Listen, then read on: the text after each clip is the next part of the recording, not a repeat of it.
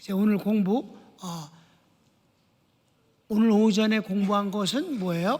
회개한 아브라함을 하나님이 어떻게 반전의 복을 주셨는가. 그러니까 회개가 얼마나 중요한가 하는 점이죠. 근데 회개를 잘 안 해요. 회개를 하는 걸 자존심 상해.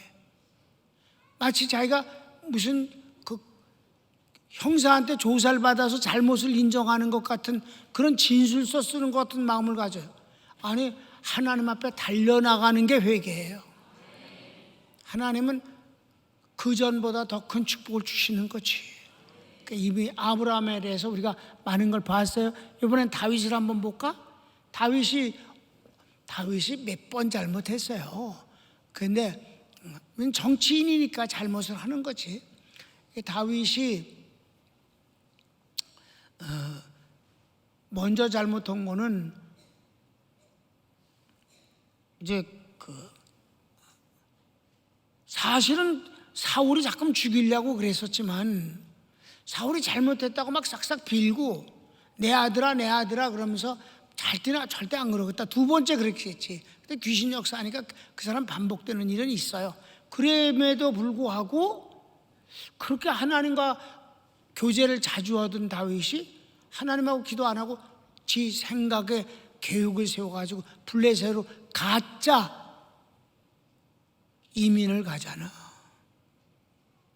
그래갖고 이스라엘 민족임을 포기하잖아. 그리고 충성을 맹세하잖아. 1년 4개월 동안 그는 매일 거짓말로다가 그 블레셋 아기스 왕에게 아첨을 하면서 살았어요. 너무너무 맨날 그것을 들통날까봐 항상 바늘방석이었지. 그러다가 잘못도 많이 했잖아요. 아말렉 침공해갖고 몰살을 시켰잖아요. 증인을 없애기 위해서 그런 잔인한 짓도 했어. 그리고는 아기스 왕한테는 유대 나라 남방을 침략했다고 거짓말했잖아. 그러니까 블레셋 왕이 기분 좋아갖고 지가 지 민족을 그렇게 가서 몰살시켰는데 어떻게 그 나라에 다시 돌아가겠느냐, 이렇게 마음을 먹고.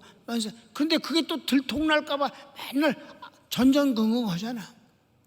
그러다가 진짜 힘든 건 뭐였어요? 아기스가 이스라엘 침공하겠다, 완전히 속국으로 만들겠다 그러면서 다윗 당신도 나하고 같이 선봉장에 서자 그랬을 때 다윗이 얼마나 그냥 가슴이 철렁거리고 가슴이 놀라겠어. 자기 고국을 치러 가겠다는데 안 간다 그러면 너 가짜야? 그러면 너 가짜로 와서 그렇게 귀화한 거야? 그럴까봐 가겠습니다. 그래서 같이 출정을 했잖아. 이제 맞섰잖아. 딱 이스라엘 군대하고 맞섰을 때 하나님이 그래도 도와주셨잖아. 누가? 블레셋 장군들이 왕한테 지금 못 믿겠습니다. 절대 못 믿어요. 돌려보내세요. 그래도 뭐 안 돼요. 제가 누굽니까? 얼마 전 오래되지도 않았습니다. 우리의 영웅 골리앗. 그 골리앗이 혼자 나가도 저쪽 이스라엘 군대들이 굴에서 나와갖고 상대도 못하고 그냥 다 숨어 있지 않았습니까? 토끼처럼, 쥐처럼. 그런데 제가 그때 소년이었을 때 막 나와가지고 물맷돌 갖고 나오라고 그러더니 빵 뚫어서 죽여버렸지 않았습니까? 그때 이스라엘 사람들이 뭐라 했어요? 사울이 죽은 손은 천천히요, 다윗이 죽은 손은 만만이라고 소리 지르고 그 야단하지 않아요. 그것 때문에 사울이 제일 시기해서 죽이려고 그랬던 것이고. 못 믿습니다. 못 믿어요. 그러니까 아기스가 다윗한테 미안해. 난 믿는데 저 군대 방백들이 널 못 믿겠단다. 그러니까 가서 좀 쉬고 있어. 내가 이 전쟁 끝나고 돌아갈게. 이래서 돌아와 봤더니 그 잠깐 동안에 아말렉 사람들이 군대를 끌고 와갖고 다윗의 가족은 물론이거니와 600명의 군대를 데리고 와서 같이 귀화했단 말이에요. 그 600명의 가족들까지 전부 납치해 갖고 갔어요. 그랬더니 막 통곡을 하는데 기운이 다해서 더 이상 울 수 없을 정도까지 울었다. 그럼 무슨 일이 났어요? 600명의 군대까지도 우리를 이렇게 곤혹스럽게 만드는 건 무엇 때문이냐? 당신 혼자도 아니고 600명 우리가 다 거짓말로 이렇게 여기 와서 이렇게 해야 되겠냐? 당신 도대체 뭐냐? 그들이 죽이려고 그랬단 말이에요, 다윗을. 그때서야 하나님 앞에 고꾸라져서 이제 막 도와달라고 몸부림을 치지 않았어? 하나님이 그때 그 회개를 받아주신 거지. 아멘. 그래서 그가 회개를 철저하게 한 뒤 하나님이 그를 어떻게 해주셨는가 한번 볼까요? 그 이전하고 비교도 안 되는 축복을 주셨다 이 말입니다. 자, 봅시다. 다윗에게 그 다음에 1번 사울이 죽고 귀국하여 유다 지파 왕이 되고. 그 전쟁에서 사울과 요나단이 죽었어요, 블레셋에. 그러니까 완전히 이 블레셋이 유다 땅을 다 점령을 한 거나 마찬가지예요. 근데 가서 살 수는 없어요. 왜냐하면 인구가 적으니까. 이쪽 나라에 살기도 뭐 넉넉한데 그 나라까지 가서 어떻게 살아? 그러니까 이겼기 때문에 이긴 나라가 하는 일은 뭐예요? 조공을 받아먹는 거지. 그리고 자기네들을 좋아하는 사람들로 정권을 세우려고 드는 거지. 이게 바로 로마가 한 짓이에요. 그래서 오랫동안 세계를 제패하고 있었습니다. 지난번에 얘기했잖아. 몽골의 징기스칸은 그냥 이기기만 해서 다 불살르고 죽여버리고 막 그랬어. 그런데 가서 살 사람이 있어야지. 몽골에 사람이 없으니까. 그냥 죽이기만 하고 끝난 거야. 돌아왔다. 도루묵이야. 그래서 징기스칸은 어떤 나라도 장악하지 못한 거야. 이기긴 되게 이겼어.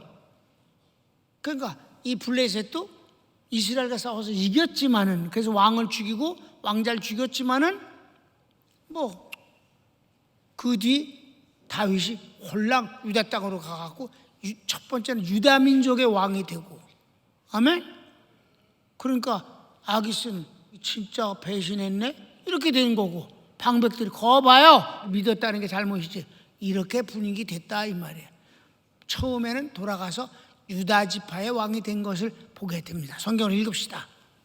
블레셋 사람이 이스라엘을 치매 이스라엘 사람들이 블레셋 사람 앞에서 도망하여 길보아 산에서 엎드러져 죽으니라. 블레셋 사람들이 사울과 그 아들들을 쫓아 미쳐서 사울의 아들 요나단과 아비나답과 말기수아를 죽이니라. 사울이 패전함에 활 쏘는 자가 따라 미치니 사울이 그 활 쏘는 자를 인하여 중상한지라.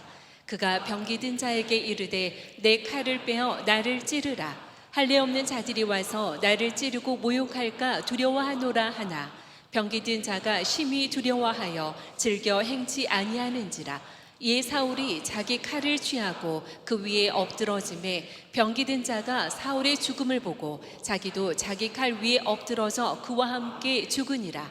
사울과 그 세 아들과 병기 든 자와 그의 모든 사람이 다 그날에 함께 죽었더라. 그래서 어떻게 됐을까? 그 후에 시작.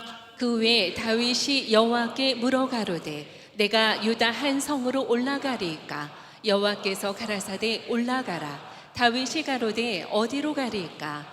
가라사대 헤브론으로 갈지니라. 다윗이 그 두 아내 이스라엘 여인 아히노암과 갈멜 사람 나발의 아내 되었던 아비가일을 데리고 그리로 올라갈 때 또 자기와 함께한 종자들과 그들의 권속들을 다 데리고 올라가서 헤브론 각 성에 거하게 하니라.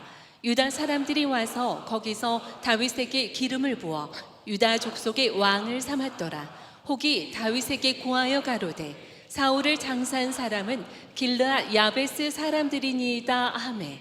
아멘. 그래서 헤브론은 원래가 유다 땅이에요. 그 헤브론이 제일 좋은 땅이고 그 땅을 아주 옛날 거인들이 장악하고 있었는데 누가 가서 점령을 했어요? 갈렙.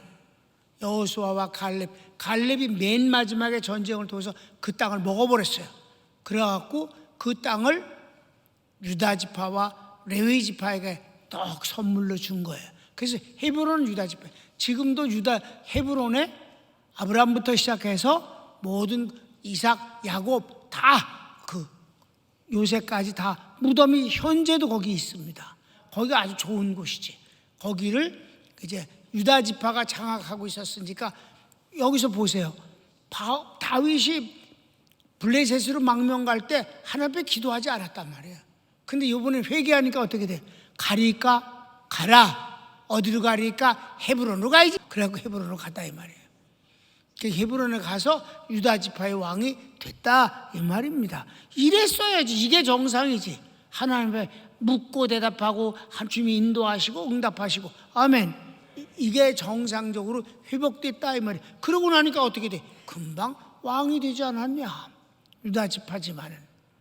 그 두 번째는 12지파를 품는 통일 국가의 왕이 되며 12지파를 다 하는 이제 이스라엘 전체의 왕이 됐다 이 말입니다. 통일국가의 왕이 됐어요. 성경을 읽읍시다. 이스라엘 모든 지파가 헤브론에 이르러 다윗에게 나와 말하여 가로되 보소서 우리는 왕의 고륙이니이다.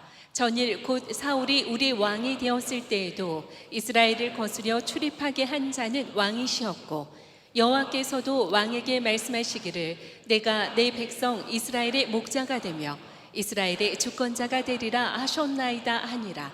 이에 이스라엘 모든 장로가 헤브론에 이르러 왕에게 나아오매 다윗왕이 헤브론에서 여호와 앞에서 저희와 언약을 세우매 저희가 다윗에게 기름을 부어 이스라엘 왕을 삼으니라. 다윗이 30세 위에 나아가서 40년을 다스렸으되 헤브론에서 7년 6개월 동안 유다를 다스렸고 예루살렘에서 33년 동안 온 이스라엘과 유다를 다스렸더라. 아멘. 통일왕국의 왕이 되었다. 그러니까 아슬아슬했지 뭐. 그러니까 그 얼마나 블레셋 가서 사기 망명을 해갖고 1년 4개월 동안 가시밭길 같은 데서 두루노 자니 얼마나 힘들었겠어? 회개하고 나니 하나님이 이렇게 축복을 주시지 않느냐 이 말이에요. 하나님 없이 머리를 굴려서 뭘 하겠다는 것은 어리석은 일입니다. 이 세상에서 살아가는데 제일 편한 건 뭐예요? 하나님 관계를 잘하는 것이다. 그래서 정말 성령의 충만함으로 은사가 충만해서 분별력이 있어야 속지 않는다. 그 세상엔 거짓과 사기가 너무 많은 거잖아. 그래도 여러분 악한 놈이 이기냐 선한 놈이 이기냐 누가 이겨? 센 놈이 이기는 거야. 무조건 센 놈이 이기는 거야. 그러니까 세계 역사는 센 놈이 이기기 때문에 거짓이 이긴 역사가 더 많어. 그리고 그것이 진실처럼 써내려왔다 이 말이야. 그러니까 우리는 주님을 믿는 것 외에는 진짜 믿을 데가 없는 거지. 12지파의 통일왕국의 왕이 됐다는 것은 주님이 주신 보상이다 이 말이죠. 돌아왔더니 어떻게 처음에는 유다지파의 왕이 되더니 이젠 전체의 왕이 되게 하셨다. 그 다음에 세 번째는 뭘 주셨을까? 시작. 다윗이 하나님의 법궤를 오벳에돔 집에서 다윗성으로 옮겨옵니다.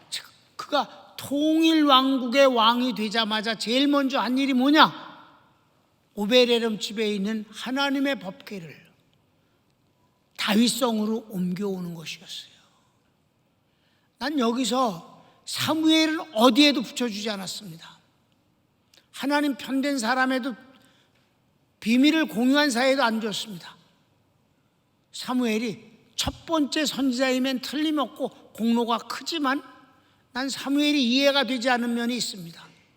블레셋이에요 여러분. 블레셋. 이 다윗이 거짓말로 망명 같은 블레셋에 하나님의 법궤를 뺏겼어요. 엘리 제사장 때. 그러니까 하나님이 어떤 분이에요? 하나님을 섬기지도 않고 경외도 하지 않고 믿지도 않는 자들에게는 주님이 법궤조차 뺏기도록 내버려 두셨단 말이에요. 아셨습니까? 하나님이 무능한 자같이 돼버렸어. 법궤 뺏겼어. 그리고 법궤를 가져가면 전쟁에 승리할 줄 알고 수단으로 모시고 갔어. 법궤는 수단이 아니야. 임재하신 하나님을 말하는 것이지. 하나님이 아무런 능력을 행사하지 못해서 그냥 전쟁에도 져서 엘리 두 아들도 다 죽어버리고, 그리고 법궤는 뺏겨버렸어. 그래서 저희네들이 법궤를 가져가다 어디다 갖다 놓았을까? 다곤 신전에다 갖다 모셨단 말이야. 그래도 하나님은 여전히 하나님이셔. 그 다음날 다곤 신전을 들어가 보니까 다곤 신전 모가지가 다 목이 잘려서 바닥에 뒹굴고 있어. 야, 이게 어떻게 된 거냐? 그러더니 막 전염병이 돌고 막 그러니까 이걸 어떻게 하면 좋냐? 이거 끔찍해. 이게 저주다, 이게. 재앙이다. 그리고 딴 데로 옮기면 거기서 또 병이 옮기고 그러니까 어쩔 줄을 몰라갖고 마차에다가 법궤를 실어가지고 소를 때려버렸더니 소가 마차를 끌고 이스라엘 지경으로 넘어가 버리고 말았잖아요. 그런데 이 하나님의 법궤를 왜 그때 당시 사무엘이 선지자이고 모든 것을 이끌어가는 지도자였는데 왜 법궤를 내버려 방치했을까? 너무 오랫동안 방치했어요. 사울이 죽을 때까지도 방치돼 있었어요. 난 그게 이해가 안 돼. 내가 이 사무엘에 대해서 이 하나님의 법궤를 방치한 것이 무엇 때문일까라고 암만 연구를 해도 나오지 않아요. 그런데 다윗이 왕이 되자마자 제일 먼저 한 일이 하나님의 법궤를 모셔오는 일입니다. 그가 그 모셔올 때 다윗의 모습을 보면 왕복을 벗어버리고 대지상 옷은 관두고 그냥 제사장이 입는 에봇 하나를 얻어 입고, 그 에봇이 길어요. 이렇게 땅까지 내려갑니다. 근데 그렇게 그 통치마 같은 거니까 발에 걸릴 거 아니야. 그러니까 옆을 쫙 찢었다고. 그 왜 중국 사람들이 입는 옷 있잖아. 치마 같은 거 이렇게 옆에 찢은 거 그렇게 찢었단 말이야. 에봇은. 그래야 걸어다니면서 일하기가 쉬우니까. 그래놓고 다윗이 좋아서 아주 천천히 오는 거야. 다윗성까지 진종일 저녁 때까지 온 거야. 먼 거리가 아니기 때문에. 좀 걷다가 멈춰서 제사 지내고 찬양하고 가면서 또 멈추고, 다윗이 맨 앞에서 춤을 춘다 이 말이에요. 종일 춤을 춰. 좋아서. 회개한 다윗이 그런 모습이었습니다. 법궤를 모시고 올 때 그가 얼마나 기뻐했는지. 그래서 어떻게 했어요? 전 백성들에게 남녀노소를 가리지 아니하고 고기 한 덩어리, 여기서 고기는 말린 고기예요. 떡 한 덩어리, 그 다음에 건포도 한 덩어리, 이 세 가지 덩어리를 모든 백성에게 선물로 주었습니다. 그 선물이 뭔 줄 아세요? 국가 돈을 준 게 아니에요. 다윗이 부자였거든. 다윗 개인 돈으로다가 전부 선물을 해줬어요. 다윗이 춤을 추면서 그렇게 자기 내탕고를 헐어서 선물을 그렇게 했다 이 말입니다. 얼마나 기쁨이 컸기 때문에 그렇게 했을까요? 다윗성에 딱 모셨어요. 그리고 자기 이제 집으로 들어갔지. 왜? 온 백성을 축복했으니까 이제 가족들을 축복하려고 들어가는데 문을 열자마자 마누라가, 미갈이가 다윗을 보고 막 얼굴을 할퀴듯이 소리를 질렀다 이 말이에요. 당신이 왕인 주제에 왕복옷을 벗어버리고 무슨 이상한 걸 하나 입고는 가만히 걷지도 않고 하체를 드러내면서 춤을 추는데, 옛날엔 팬티가 없었거든. 한국도 팬티 없었어 옛날에. 춤을 추는데 모르겠어. 얼마나 보였는지는 모르지만 하여튼간에 옆에 찢어졌는데 다리 번쩍번쩍 들면 캉캉 춤을 추는지 어떤데 간에. 그러고 막 바가지를 박박 긁는 거야 그냥. 그러니까 다윗이 머쓱했잖아요. 기뻐서 가족들을 축복하려고 그러는데 이 미갈이가 누구예요? 사울의 딸이란 말이에요. 그러니까 머쓱해갖고 뭐라고 그랬어요? 나는 너무 기뻐서 그랬다. 거기서 뭐라 그러냐면 하나님이 만일에 기뻐하신다면 이보다 더한 모습으로도 춤을 출 수 있다. 여기서 이보다 더한 모습은 빨가벗고야 옷을 벗고도 춤을 출 수 있다. 난 부끄럽지 않다. 하나님만 기뻐하시면, 이렇게 대답했어요. 그리고 끝났어. 하나님이 그때 그 말을 듣고 다윗은 너무 사랑스럽고 미갈은 너무 미웠어, 하나님이. 그래서 다윗을 축복하는 대신에 미갈이에겐 넌 평생 자식을 못 낳는다, 이래야 갖고 사울의 자식 후손이 대가 끊겨버린 것이옵시다. 하나님은 그런 분이야. 하나님은 짝사랑하는 분이 아니야. 하나님이 먼저 사랑하셔요. 그러면서 나에게도 사랑을 달라고 하시는 거예요. 진정한 사랑을 하면 주님은 또 축복으로 응답을 주시는 분이지. 다윗이 그래서 그날 밤에 이제 잠을 못 자잖아. 다윗이 다윗성을 만들어 주신 분이 하나님이에요. 어마어마하게 고급으로 만들어 주셔서 하나님이 얼마나 명품을 좋아하시는지 알지? 다윗성은요 레바논 백향목으로 다 짓게 했어요. 다윗의 침대는 금이었습니다. 나는 금 침대에 누웠거니와 하나님의 법궤는 저 낡아 빠진 해달의 지붕 밑에 모시고, 거지 같아. 수십 40년 지나서 지금 벌써 몇십 년이야. 광야 생활이 지나고. 그러니까 낡아 빠지고 때가 묻고 그렇잖아. 잠이 안 오는 거야. 나는 금 침대에 누워 있는데 하나님의 법궤는 저렇게 남루한 곳에 모셨다.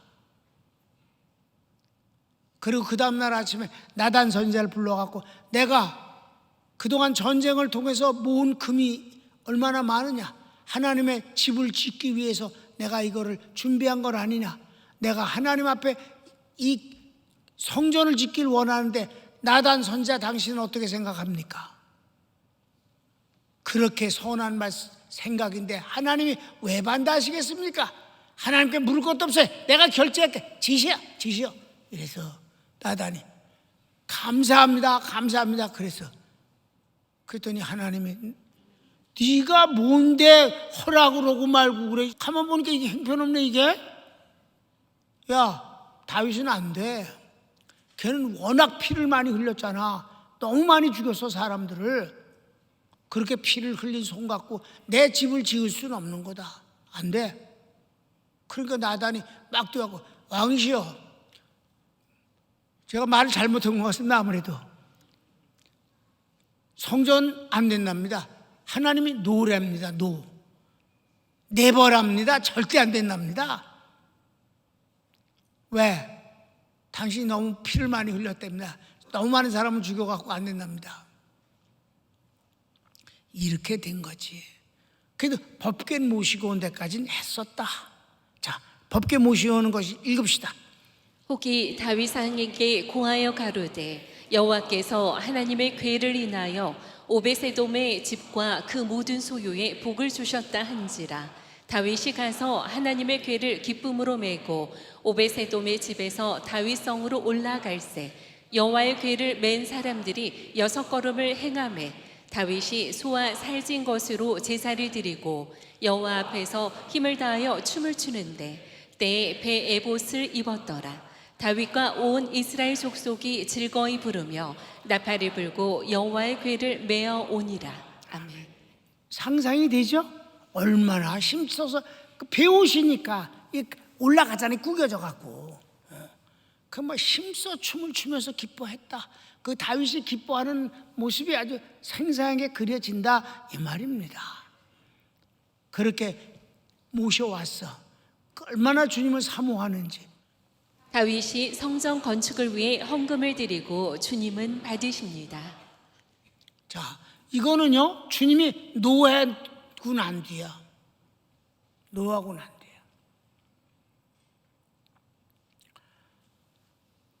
절대 안 된다고 이제 하나님이 그러시니까 다윗이 막 모든 걸 다 포기하는 거예요.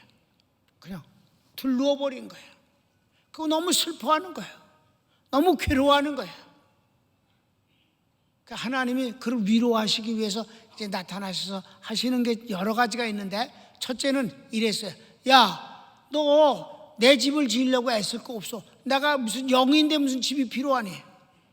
나 집 짓지 마. 날 위해서 집 짓지 마. 나 집 필요 없어. 하나님이야 내가. 그러셨거든. 그러니까 다윗이 하나님이 밥 잡수시고 주무실 데가 없는 것이 아니지 않습니까? 예배를 드리기 위해서는, 제사를 드리기 위해서는 성전이 필요한 거 아닙니까? 아멘. 다윗이 맞는 소리란 말이에요. 그랬더니 두 번째 이제 하나님께서, 야, 그래도 네가 안 되는 건 안 되는 거야. 근데 왜 네가 성전을 못 짓는 것 때문에 나한테 마치 버림을 받고 축복을 못 받은 것 같이, 사랑을 못 받은 것 같이 왜 그렇게 말하냐?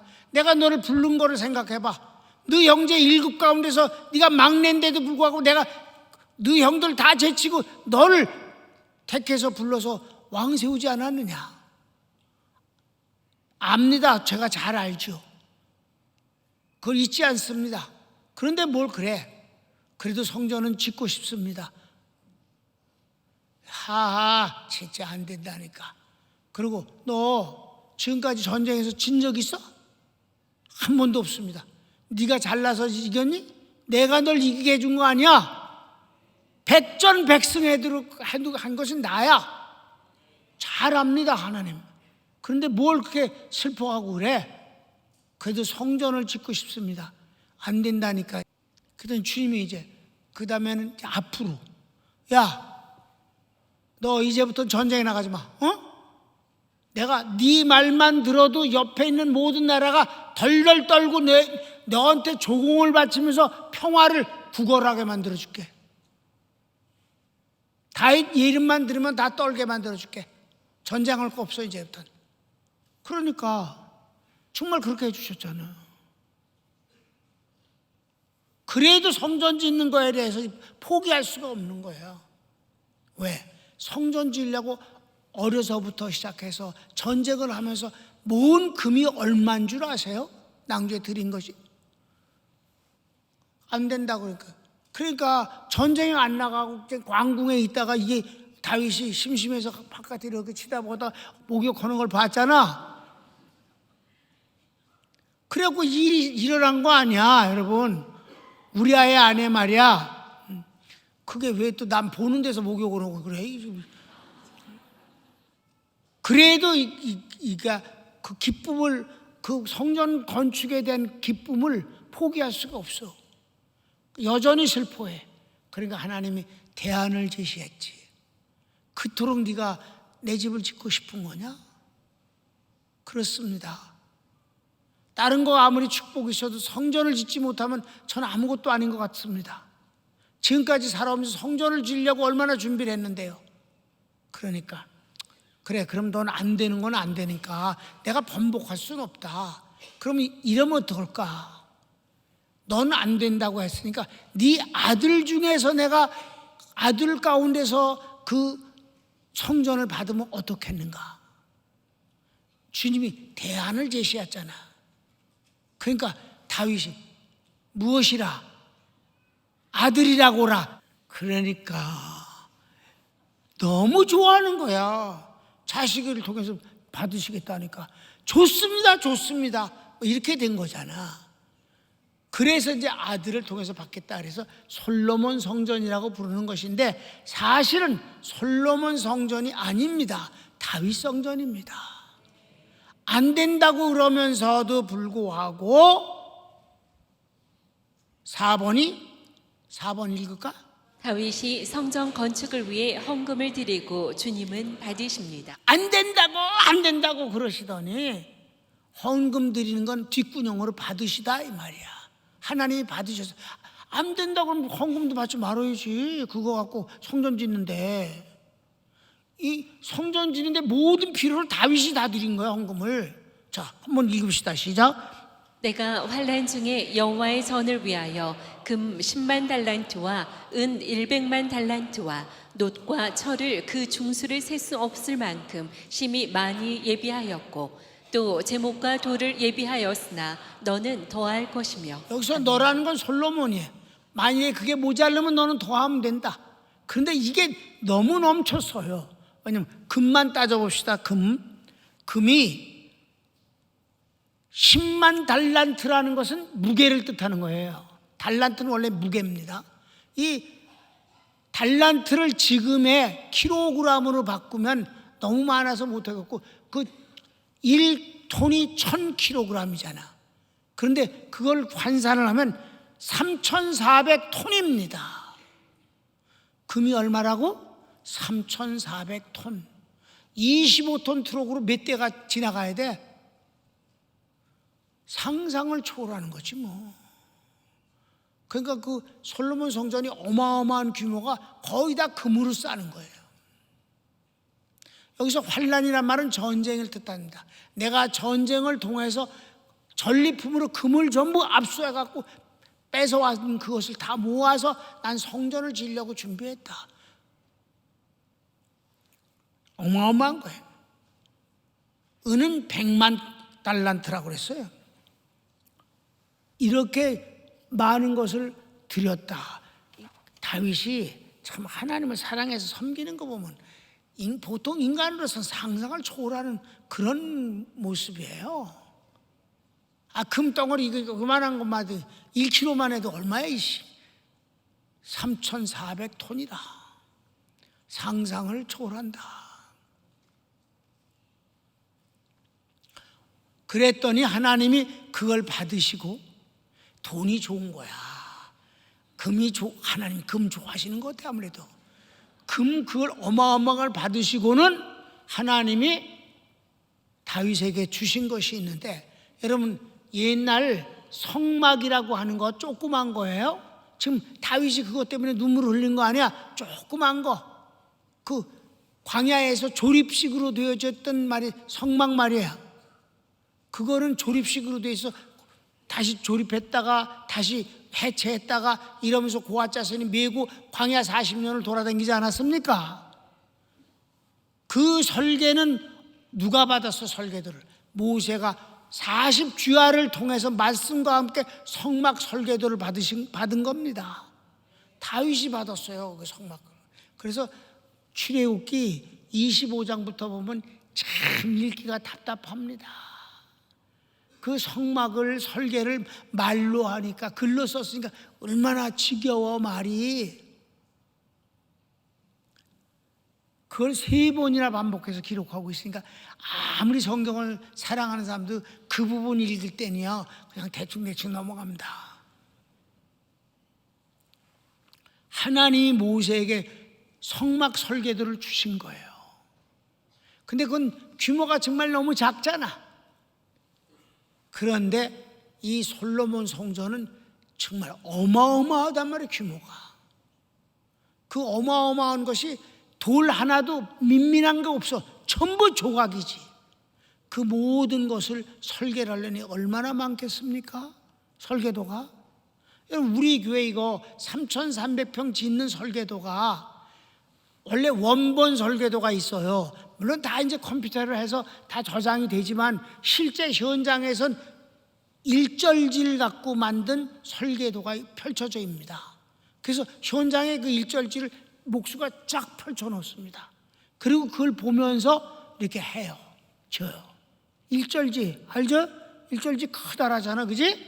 그 일절지를 이렇게 차곡차곡 쌓잖아. 그럼 이제 지하 1층, 지하 3층, 지하 4층 하면서 이렇게 하나마다 이렇게 오는데 쭉 이렇게 모아서 했을 때 내가 우연히 사무실에 그 설계의 그 종이가 다 쌓여 있을 때 마침 봤었어요. 내 허리에 와, 땅바닥에서부터. 우리 교회 설계도가 일절지를 쌓아놓은 게 허리에 와. 그렇게 어마어마하게 많아. 전기 설계 따로 있고 콘크리트 설계 따로 있고 뭐 별개 설계가 다 전기 몽땅 다 설계가 다 따로 있어. 야, 이거 짓는데도 설계도가 여기까지 온다면 솔로몬 성전은 얼마나 어마어마하게 복잡하고 많을까? 그거를 하나님이 성령님을 통해서 다윗에게 그려주셨어. 그래서 절대 안 된다고 그래놓고는 뒷구녕으로 이렇게 둘이서 금 받으시고 설계도 그려주시고, 그래서 나는 이걸 가리켜서 불륜이라고 부르는데, 하나님이 불륜 그럼 분위기 이상하잖아. 그래서 거룩한 불륜이다, 이렇게 거룩한을 앞에다 하나 붙였습니다. 한번 주님이 이 돈 바르시는 거하고 설계도 그리시는 거. 자, 5번 설계도를 하나님으로부터 받습니다. 성경을 읽읍시다. 다윗이 가로되 이 위의 모든 것의 식양을 여호와의 손이 내게 임하여 그려 나로 알게 하셨느니라. 아멘. 성령님이 다윗에게 설계도를 그리도록 해주셨어. 정말 하나님과 이 다윗이 이런 사이가 돼버렸다 이 말이에요. 뭘 했더니 회개한 이후에 그 전과는 비교도 할 수 없는 아름다운 관계가 되지 아니하였느냐. 회개는 절대 부끄러운 일이 아니다. 회개는 축복이다. 그래서 6번 하나님과 비밀을 공유합니다. 비밀을 공유해. 구약에서 비밀을 공유한 사람 두 사람이 아브라함이 있고 다윗이 있는데, 아브라함은 비교도 안 됩니다. 다윗에 비하면. 예수님에 대해서 구약에서 제일 잘한 사람은 선지자들이 아닙니다. 다윗입니다. 다윗이 예수님에 대해서 제일 잘 압니다. 그래서 이 시편이 다 다윗이에요. 시편의 99.9%가 다윗의 시입니다. 뭐 고아 자손의 시, 그건 고아 자손이 쓰였다는 게 아니라 다윗의 시에다가 고아 자손이 음을 붙여서 노래를 만들었다는 것입니다. 그러니까 다 다윗의 그 시예요. 그 시편이 가장 많이 예수님을 말합니다. 그래서 신약 성경에서 구약 성경을 제일 많이 인용한 것이 다윗의 시인 것을 아시기 바랍니다. 다윗이 예수님에 대해서 제일 잘 알기 때문이에요. 그리고 다윗은 이렇게 말합니다. 여호와께서 내 주에게 이르시기를. 앞에 여호와도 주라는 뜻이에요. 주께서 내 주에게 이르니까 말이 이상하니까 하나는 여호와 하나는 주라고 그런 거예요. 그런데 항상 예수님에 대해서 다윗은 나의 주님이라고 고백하는 겁니다. 여호와께서 나의 주님에게 이르시기, 그러니까 성부 하나님이 나의 주님 예수에게 말씀하시기를. 아멘. 그러니까 다윗이, 예수님이 다윗 시대부터 1000년 뒤에 육체를 갖고 태어나셨는데도 불구하고 예수님이 육체로 오신 그 예수님을 너무 잘 알기 때문에 그 예수님을 가리켜서 나의 주님이라고 하더라 이 말이에요. 그 중에 하나만 딱 골랐는데 그게 바로 시편 110편입니다. 시편 110편 4절 말씀 한 절 때문에 시브리서가 기록되었습니다. 예수님은 멜기세덱의 뒤를 이어서 영원한 대상으로 계시다는 뜻입니다. 그래서 히브리서는 이 구절을 몇 번씩이나 인용하면서 예수님이 대제사장이심을 증명하고 있다 이 말입니다. 그래서 히브리서의 주제가 뭐예요? 대제사장 예수 그리스도입니다. 그럼 거기서 보면 예수님의 모든 것을 다 기록하고 있어요. 자, 한번 읽어볼까? 여호와께서 내 주에게 말씀하시기를 내가 내 원수로 내 발등상 되게 하기까지 너는 내 우편에 앉으라 하셨도다. 여호와께서 시온에서부터 주의 권능의 호를 내게 보내시리니 주는 원수 중에서 다스리소서. 주의 권능의 날에 주의 백성이 거룩한 옷을 입고 즐거이 이 헌신하니 권능의 날은 주님이 재림하시는 걸 뜻하는 거예요. 계속 새벽 이슬 같은 주의 청년들이 주께 나오는도다. 여호와는 맹세하고 변치 아니하시리라. 이르시기를 너는 멜기세덱의 반차를 쫓아 영원한 제사장이라 하셨도다. 주의 우편에 계신 주께서 그 노하시는 날에 열왕을 쳐서 파하실 것이다. 이건 뭐냐면 주님 우편에 계신 주님께서 재림하실 때 원수를 심판하시는 모습을 보여주는 것입니다. 그 다음 열방 중에 판단하여 시체로 가득하게 하시고 여러 나라의 머리를 쳐서 파하시며 길가에 시냇물을 마시고 인하여 그 머리를 드시리로다. 머리를 드신다는 것은 마침내 영광의 주님이 되신다는 것이에요. 승리의 주님이. 그러니까 주님의 생애를 전부 기록한 거 시편 110편 7절뿐이 안 되는 가운데 다 들어있다. 그 외에 뭐 시편에 주님의 모든 부분을 다 예언을 한 게 다윗이다. 뭐 엘리야도 있고 엘리사도 있고 에레미야도 있고 뭐 다 있지만은 다윗처럼 예수님을 자세히 설명한 것은 없다. 그만큼 그는 비밀을 공유한 사이 주님을 가장 잘 아는 분이었다 이 말입니다. 아멘. 그래서 맨 마지막 7번 다윗의 자손 예수님의 칭호는 최상의 영광입니다. 도대체 예수님이 하나님이신데 그 하나님이신 예수님이 이 세상에 오셨을 때 주님은 다윗의 자손이라고 칭하기를 원하셨다 이 말입니다. 그래서 예수님이 새끼나귀를 타고 입성하실 때도 다윗의 자손이요 호산나 호산나 다윗의 자손으로 오시는 이요 여기저기에서 다윗의 자손을 외치고 있다 이 말이에요. 다윗은 예수님의 조상으로 명명되어 있다. 이런 영광이 어디 있겠는가? 회개한 다윗에게 주님이 주신 최상의 호칭이오시다. 예수님이 다윗의 자손이시다. 성경을 읽읍시다. 아브라함과 다윗의 자손 예수 그리스도의 세계라. 아멘. 계속. 무리의 대부분은 그 겉옷을 길에 펴며 다른 이는 나뭇가지를 베어 길에 펴고 앞에서 가고 뒤에서 따르는 무리가 소리질러 가로되 호산나 다윗의 자손이여 찬송하리로다. 주의 이름으로 오시는 이여 가장 높은 곳에서 호산나 하도라. 아멘. 하나님이 회개하고 주님을 사랑하고 정말 주님을 경외하는 자에게 하나님이 막 끝간데 없이 축복을 주시고 이래도 되는 것인가 할 만큼 그를 영광스럽게 만드신다. 기적의 기적을 더하시는 것 아니냐. 우리가 고난받을 수도 있어, 힘들 수도 있어, 아플 수도 있어. 그러나 그걸 미워하는 것은 전혀 잘못이다. 고난을 미워하지 마라. 고난을 미워하는 것은 주님의 축복을 부인하는 것과 같습니다.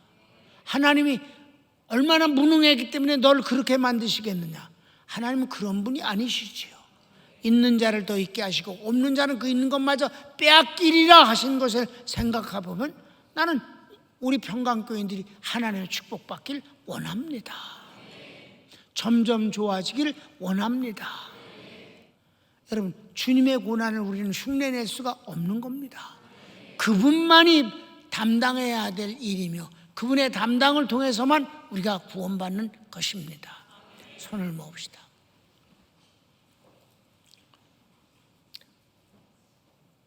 사랑하는 성도 여러분,